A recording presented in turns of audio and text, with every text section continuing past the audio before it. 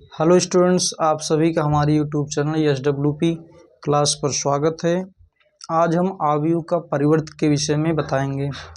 इसके पहले वाली वीडियो में हम आव्यूह का गुणा बताए थे। आव्यूह का गुणा बहुत इंपॉर्टेंट है और कई बच्चे उसमें फंसते हैं। उसको अच्छी तरीके से बताएं, आप उसको जाकर देख लीजिए। उसके बाद आव्यूह का परिवर्त देखिए। तो देखिए आव्यूह का परिवर्त कैसे निकालते हैं, आइए आपको हम बताते हैं।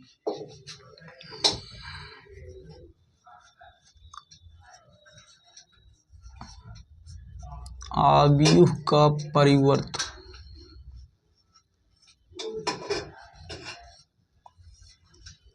आव्यूह का परिवर्त अंग्रेजी में इसे ट्रांसपोज ऑफ मैट्रिसेस के नाम से जानते हैं। अंग्रेजी में इसे ट्रांसपोज ऑफ मैट्रिक्स कहते हैं। तो देखिए आव्यूह का परिवर्त कैसे निकाला जाता है। Transpose of matrix, transpose of matrix.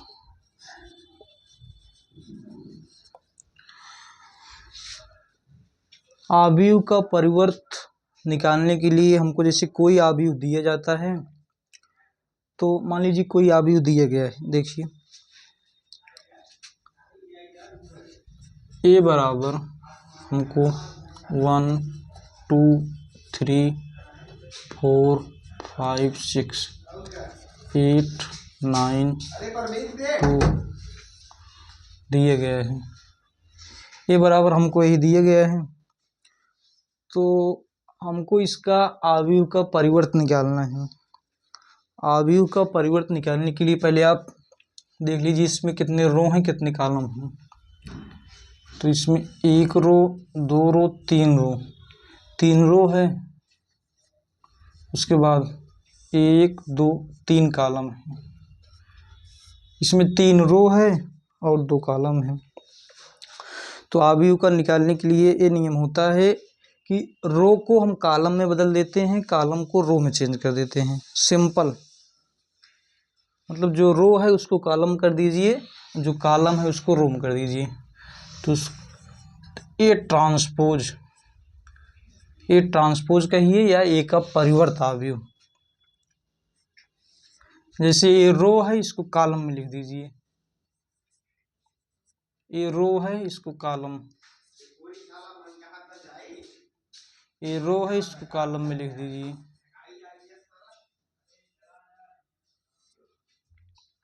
उसके बाद जब हम कॉलम में लिख देंगे तो इनकी कोट भी बदल जाएगा। जो रो रहेगा वो कॉलम में, जो कॉलम रहेगा वो रो में हो जाएगा। देखिए तो यहाँ पर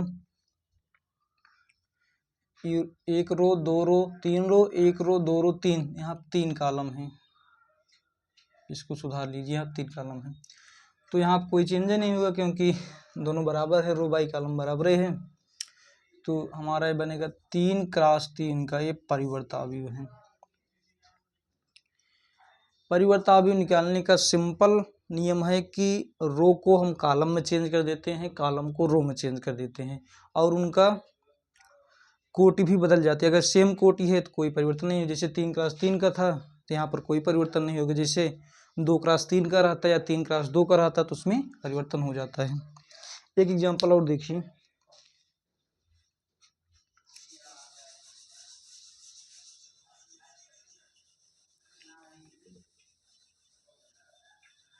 मान लीजिए कोई आव्यूह दिया गया है, बी बराबर हमको दिया गया है 1 2 3 4 5 7 करके दिया है। बी बराबर हमको इतना दिया गया है। तो इसकी पहले कोड निकाल लीजिए। कोड कैसे निकलता है? रो, कितने रो है? इसमें 2 रो है और 1 2 3 कॉलम है। इस आव्यूह में 2 रो है, इस आव्यूह में 2 रो है और 3 कॉलम है। तो हम आपको बताए थे कि आव्यूह का परिवर्त निकालने के लिए रो को कॉलम में चेंज कर देते हैं, कॉलम को रो में चेंज कर देते हैं। अर्थात जो पंक्ति है उसको स्तंभ में, स्तंभ को पंक्ति में चेंज कर देते हैं। उस आव्यूह का परिवर्त आव्यूह आ जाता है। देखिए बी ट्रांसपोज या बी ट्रांसपोज कहते हैं इसको। तो क्या होगा, ये जो रो है इसको कॉलम में चेंज कर दीजिए, ये जो रो है इसको कॉलम में चेंज कर दीजिए। उसके बाद इसकी कोटि भी बदल जाएगी।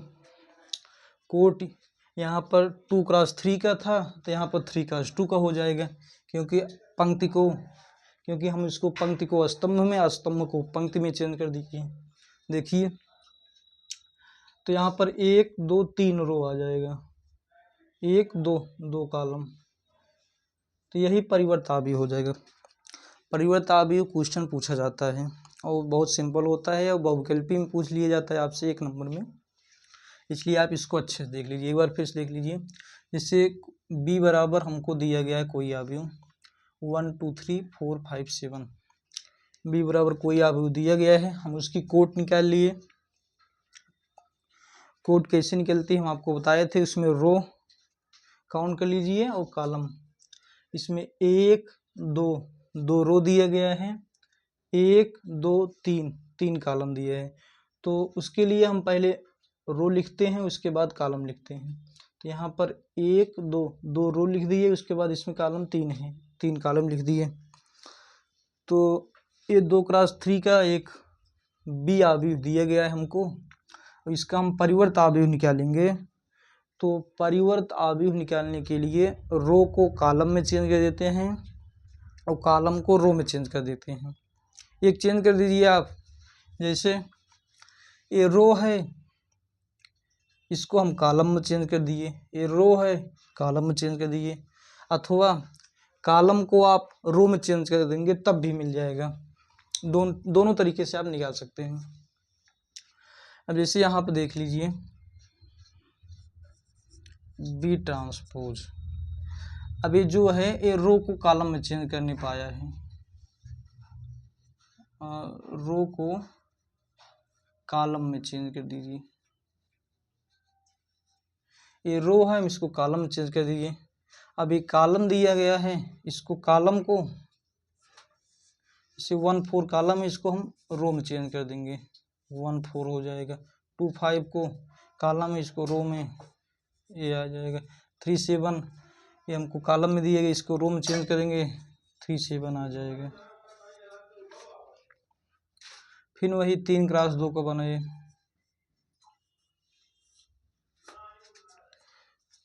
परिवर्त अवयव निकालने के लिए सिंपल है, रो को हम कॉलम में चेंज कर देते हैं। रो दिया गया है इसको कॉलम में बदल दिए, रो दिया गया है इसको कॉलम में बदल दिए। तो इसका डिफिनीशन लिख लीजिए।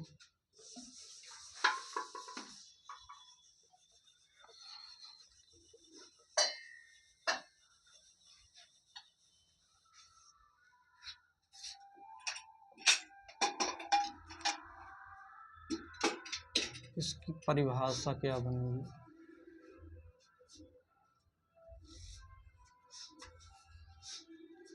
यदि ये कोई अवयव है, यदि ये कोई अवयव है तो पंक्ति को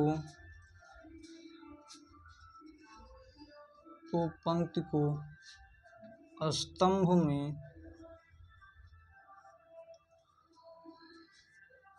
परिवर्तित करने पर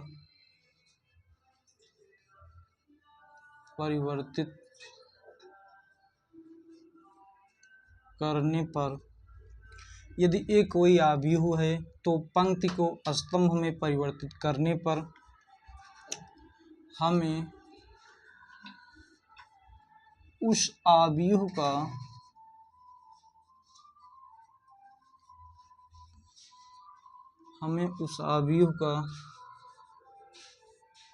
परिवर्त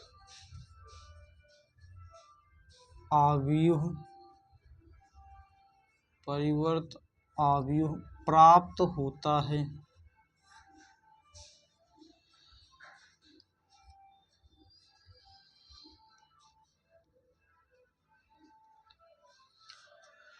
परिभाषा में यही लिखा गया है कि यदि ये कोई आव्यूह है, तो पंक्ति को स्तंभ में परिवर्तित करने पर हमें उस आव्यूह का परिवर्त आव्यूह प्राप्त होता है।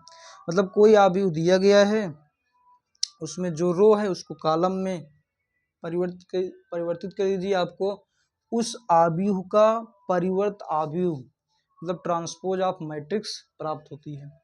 देखिए एग्जाम्पल देखिए,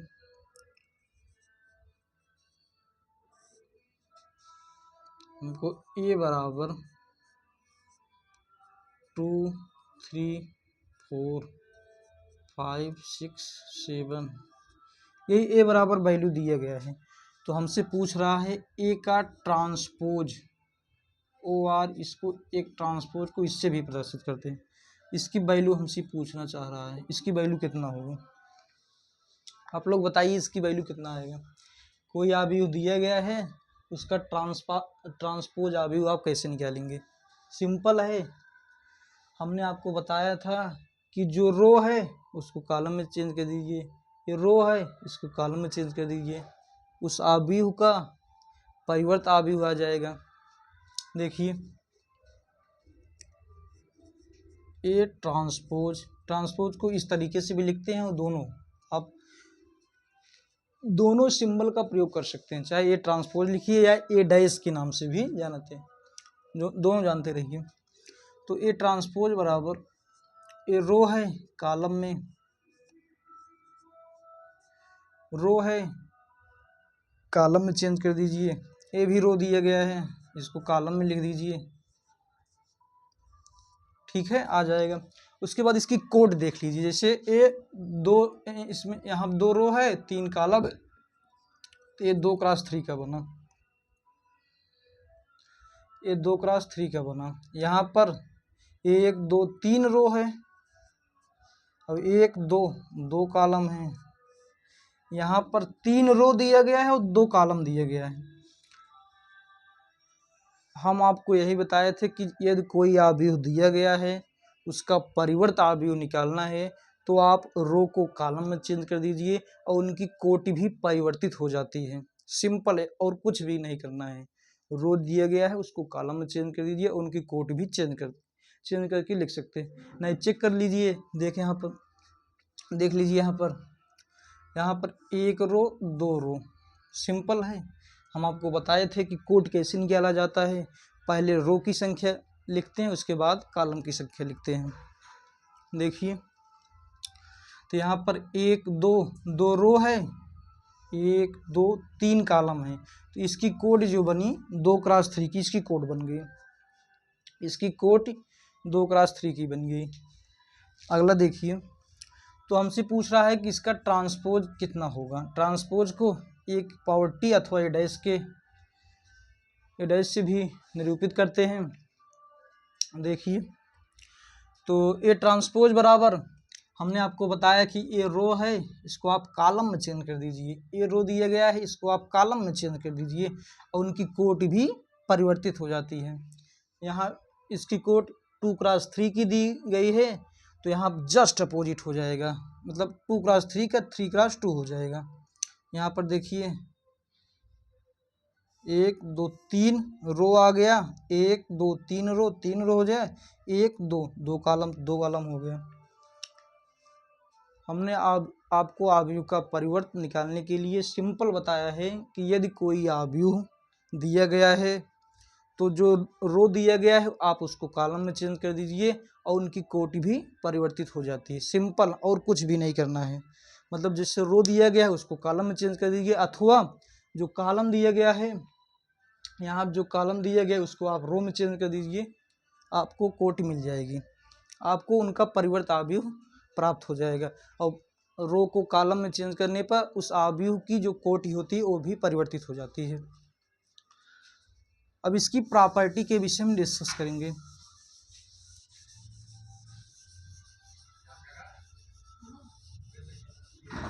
इसकी प्रॉपर्टी के विषय में डिस्कस करेंगे।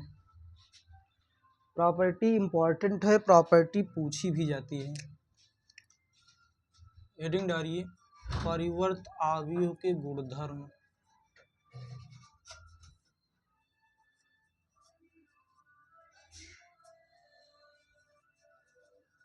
परिवर्त आव्यूह के गुणधर्म।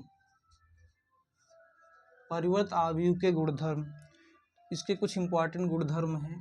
पहला गुणधर्म है ए ट्रांसपोज का ट्रांसपोज बराबर ए। अगला गुणधर्म है ए प्लस बी का होल ट्रांसपोज बराबर A transpose plus B transpose. अगला है के इंटू एक ट्रांसपोज बराबर के इंटू एक ट्रांसपोज। अगली प्रॉपर्टी है ए बी का होल ट्रांसपोज बराबर बी ट्रांसपोज इंटू एक ट्रांसपोज। आव्यूह की यही प्रॉपर्टी है कि यदि कोई आव्यूह दिया गया है, आप उसका एक बार परिवर्त आव्यूह निकालिए, फिर एक बार परिवर्त आव्यूह निकालिए, तो पहले वाला आव्यूह मिल जाता है। ये वो वाली प्रॉपर्टी है। फिर अगली प्रॉपर्टी है, हमको दो अलग अलग आव्यूह दिया गया है। ए आव्यूह दिया गया है और बी आव्यूह दिया गया है। दोनों को ऐड करके उनका जो ट्रांसपोज निकालेंगे वो अलग अलग उनका ट्रांसपोज आए। मतलब ए का ट्रांसपोज अलग निकाल लीजिए, बी का ट्रांसपोज अलग निकालिए। अगली प्रॉपर्टी है, जैसे कोई ए आव्यूह दिया गया है, उसके साथ के एक अदिश राशि है, उससे आप मल्टीप्लाई कराएंगे तो केवल वो आव्यूह पर ट्रांसपोज होगा, उस राशि पर कोई इफेक्ट नहीं पड़ेगा। फिर जैसे दो आव्यूह हैं, उनका मतलब होल ट्रांसपोज दिया गया है, तो उनके अपोजिट होता है। मतलब पहले बी का ट्रांसपोज निकालेंगे, फिर ए का ट्रांसपोज निकालेंगे। एक एग्जाम्पल देख लीजिए यहाँ पर।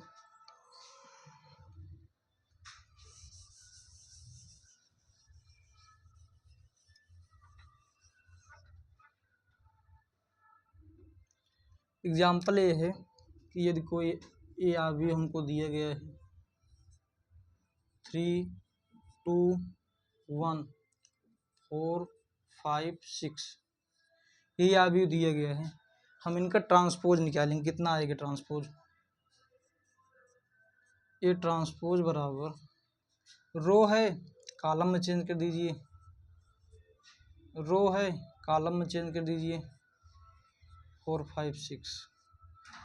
इससे कोई आव्यूह है उसका ट्रांसपोज निकाल लीजिए, इसके बाद इसका एक बार और ट्रांसपोज निकालेंगे तो ये सेम में ही आ जाएगी। देखिए ये ट्रांसपोज, फिर इसका ट्रांसपोज निकाल लीजिए। अब ये रो है, इसको कॉलम में चेंज कर दीजिए, ये रो है, इसको कॉलम में चेंज कर दीजिए, ये रो है, इसको कॉलम में चेंज कर दीजिए।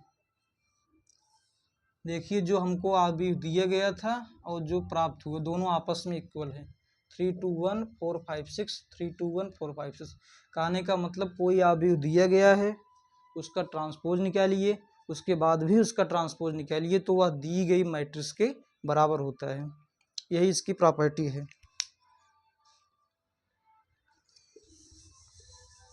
ये प्रॉपर्टी बहुत इंपॉर्टेंट है, पूछी भी जाती है। एक नंबर में बहुविकल्पी बहुत पूछी जाती है।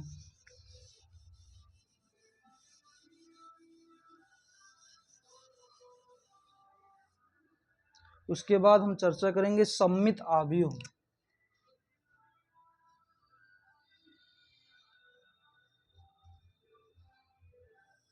सममित आव्यूह, सममित आव्यूह क्या होता है। सममित आव्यूह की परिभाषा देख लीजिए।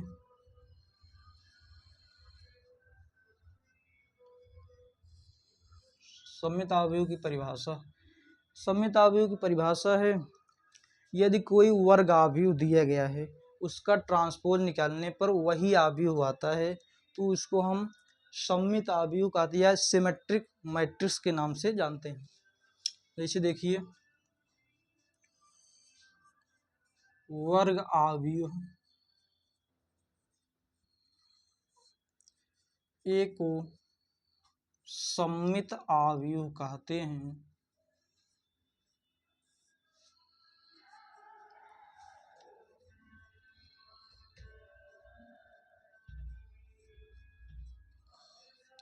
वर्ग आव्यूह ए को सममित आव्यूह कहते हैं ए ट्रांसपोज बराबर ए। वर्गावयव ए को सममित अवयव कहते हैं। यदि कोई अवयव दिया गया है, उसका ट्रांसपोज निकालने पर अगर वही मैट्रिक्स आती है तो उसको हम वर्ग अवयव ए को सममित अवयव तब कहते हैं जब कोई मैट्रिक्स दी गई है, उसका ट्रांसपोज निकालिए वही मैट्रिक्स आ जाए तो उसको सममित अवयव सिमेट्रिक मैट्रिक्स के नाम से जानते हैं। इसकी एक और इम्पॉर्टेंट प्रॉपर्टी है, जैसे ए आई जे बराबर ए जे आई। इस अवयव को लिखने के लिए ए आई जे बराबर ए जे आई, मतलब A11 बराबर A11 होगा। लेकिन अगर A12 की जो वैल्यू होगी, A12 की वैल्यू A21 के बराबर होगी। निकाल लीजिए यहाँ पर A11 बराबर A11। अब I की वैल्यू हम 1 रख रहे हैं और J की वैल्यू 2, A12 बराबर A21। उसके बाद A22 बराबर A22 हो जाएगा। यदि I की वैल्यू 1 है, J की वैल्यू 1 है, दोनों आपस में बराबर होंगे। दोनों की वैल्यू अगर चेंज कर दीजिए तो उसकी वैल्यू अलग आने का मतलब A11 होगा, A12 A21 के बराबर होगा और A22 A22 के बराबर होगा। इसका एक एग्जाम्पल देख लीजिए।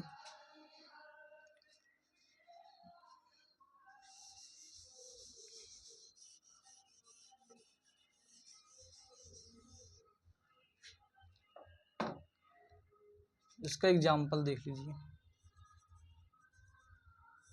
एग्जाम्पल यही है, ए बराबर 1 2 3। यहाँ पर 1 लिखिए तो A1 के बराबर होगा, क्योंकि A12 A21 के बराबर होगा। यहाँ पर 4 लिखिए, A13 जो A13 होता है A31 के बराबर होगा। यहाँ भी 4 लिख दिए। यहाँ अगर 5 होगा तो यहाँ भी 5 होगा। इसकी ये प्रॉपर्टी है कि ए आई जे बराबर ए जे आई होता है, मतलब जस्ट अपोजिट होता है। वही प्रॉपर्टी, यही प्रॉपर्टीज लिखी हैं, इसको जान लीजिए। ए आई जे बराबर ए जे आई, मतलब 1 1 2 2 3 3, ये तो सेम लिख दीजिए। उसके बाद A12 जे होगा वही A21 होगा। अगर A31 लिखेंगे तो वही A13 होगा। मिला लीजिए, ए वाली वैल्यू देखिए। इसमें मतलब जैसे मुख्य डायगोनल आप लिख लीजिए, प्रिंसिपल डायगोनल। उसके बाद जो A12 होगा वही A21 होगा, A13 जो होगा वही A31 होगा। उसके बाद A32 जो होगा, A32 जो होगा वही जो A32 की वैल्यू होगी वही A23 की वैल्यू होगी। मतलब इसको अगर आपको सममित अवयव की एग्जाम्पल लिखना है तो आप यही रूल फॉलो करके लिख सकते हैं। यही रूल लगाकर आप लिख सकते हैं आराम से।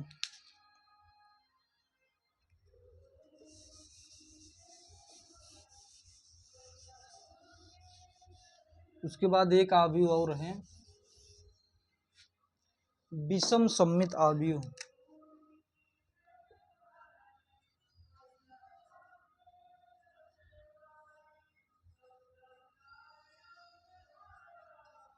विषम सममित अवयव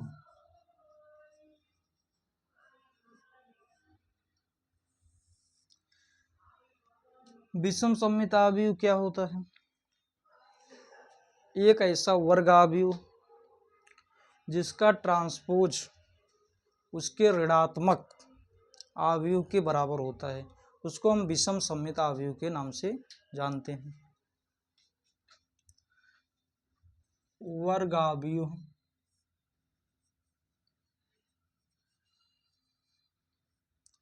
ए को विषम सममित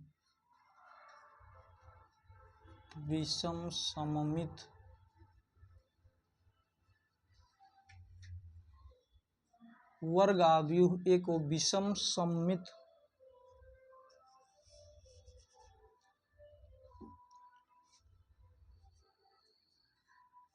वर्गावयु ए को विषम सममित आव्यूह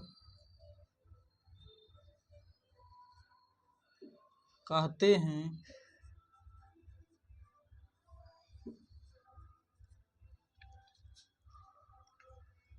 जब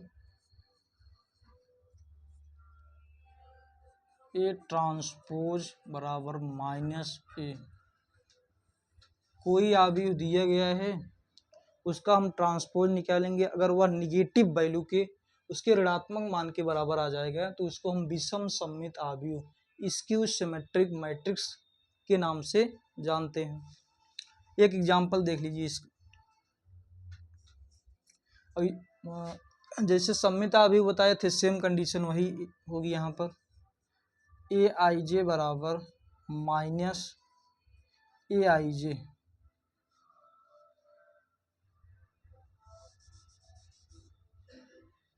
ए आई जे बराबर माइनस ए जे आई। अंतर इतना रहेगा कि यहाँ पर निगेटिव वैल्यू के बराबर होगा। जैसे पिछले आव्यूह में हमने बताया था, यदि कोई आव्यूह ए सममित आव्यूह होगा तो उसका ट्रांसपोज उसी के बराबर होगा।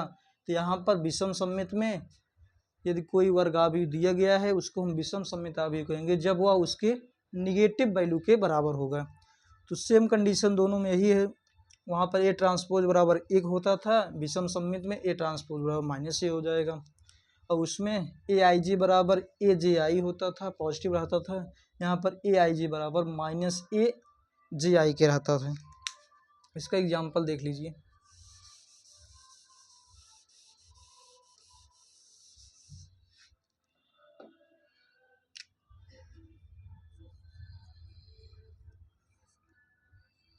इसका एग्जाम्पल यहाँ पर 2 हो जाएगा, यहाँ पर -2, यहाँ पर 3, यहाँ पर -3, यहाँ 4, यहाँ पर -4। विषम सममित आव्यूह का जो उदाहरण होता है उसमें लिखने की एक ट्रिक है कि विषम सममित आव्यूह जहाँ लिखा रहेगा वहाँ का जो मेन डायगोनल रहेगा उसके सभी एलिमेंट 0 होते हैं। यहाँ के जो एलिमेंट होते हैं सभी 0 होते हैं। मतलब आप कोई भी आव्यूह लिखा गया है, अगर आपको पहचानना है कि विषम सममित है कि सममित आव्यूह है, तो आप उसके प्रिंसिपल डायगोनल जो ये लिखा गया है, अगर प्रिंसिपल डायगोनल के सभी एलिमेंट 0 रहेंगे तो वह विषम सममित आव्यूह होगा, अगर 0 नहीं रहेंगे तो वह सममित आव्यूह होगा। और उसके बाद बताए थे ए आई जे बराबर माइनस ए जे आई, मतलब निगेटिव मान के बराबर होता है। जैसे A12 की वैल्यू 2 दिया गया है, A12, तो A21 जो होगा वह निगेटिव हो जाएगा। फिर अगला है A13 की वैल्यू 3 है तो A31 निगेटिव हो जाएगा। फिर A23 की वैल्यू पॉजिटिव है तो इसका जो 32 होगा वो निगेटिव हो जाएगा। बस आप आराम से इसको लिख सकते हैं।